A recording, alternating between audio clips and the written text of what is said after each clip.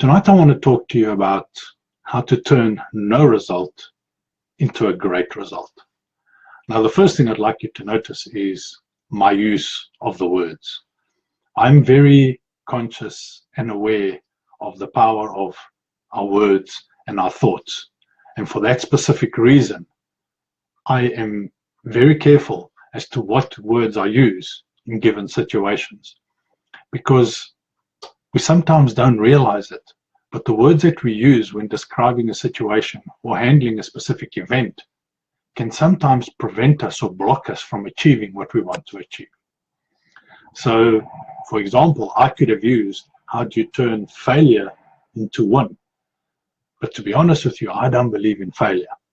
There is no such thing as failure. When you do something, you get a result. And the result is either what you want it to be, which is great, or it's not what you want it to be. So all you do then is change something and do it again, keep doing it until you get the result that you want. So therefore, failure doesn't exist. So I've chosen to call it no result versus great result. The best way to demonstrate this to you will be to give you an example from my working career in the corporate world. And this was between 2007 and 2011, when I was working in the Netherlands as a regional sales manager for a US corporate. And I was responsible for 7 countries throughout Europe, one of them being Portugal.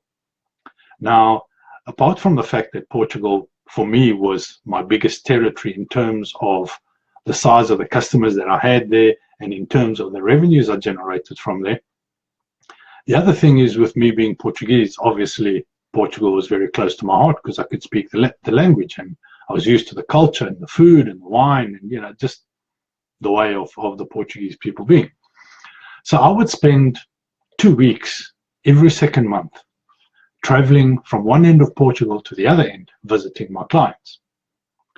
And the first year of having moved to the Netherlands, I was getting to know the territory, getting to know the customers and getting to know their customers and understanding business in Europe in general. But after the first year, I really got into my role, which was a sales manager. So I was out to sell. But 2 trips into Portugal, I came back to the office and I wasn't feeling great because I had no sales.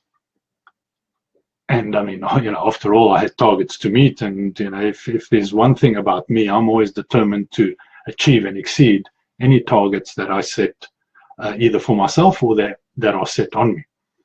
And so I decided to look at the situation and try and figure out what it is that is preventing me from getting the results. And the one thing I did as well is I went and spoke to some of my colleagues, and I spoke to my sales director. And I eventually came to realize that what I was doing is I was selling. Obvious, I was selling. I'm a regional sales manager, but I was hard selling. When in actual fact, I should be building relationships. So for the next couple of trips, I would literally go into Portugal. I would spend 2 weeks traveling from one end to the other end, visiting customers, having a chat in general, finding out who their business was, and not once would I talk about selling them anything. But I only took 2 trips. By the 3rd trip, I hardly left a customer without the sale, but I never made the sale, if that makes sense. Basically what that means is I would go in as usual, continue with my relationship, but at that time they happened to have budget to purchase. The relationship was good. They gave me the sale. Long story short, in 2010, I closed the biggest deal I have ever closed in that company in the 4.5 years that I lived and worked in the Netherlands, of just over 3.2 million euros. And this all came about by me just looking at how I needed to change and what I needed to change to go from no result to great result.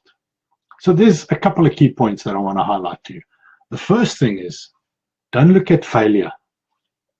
Look at the results. That's number 1. Then ask yourself the tough questions on why are you not getting the results that you seek. Also, have the courage to ask others for advice. Be it a mentor, be it a coach, be it your boss, be it colleagues. But ask somebody else. There is nothing wrong with not having all the answers. And sometimes someone just needs to mention one word or mention one specific thing to you, and that light bulb moment comes in. Don't be afraid to be vulnerable. We don't always have the answers to everything.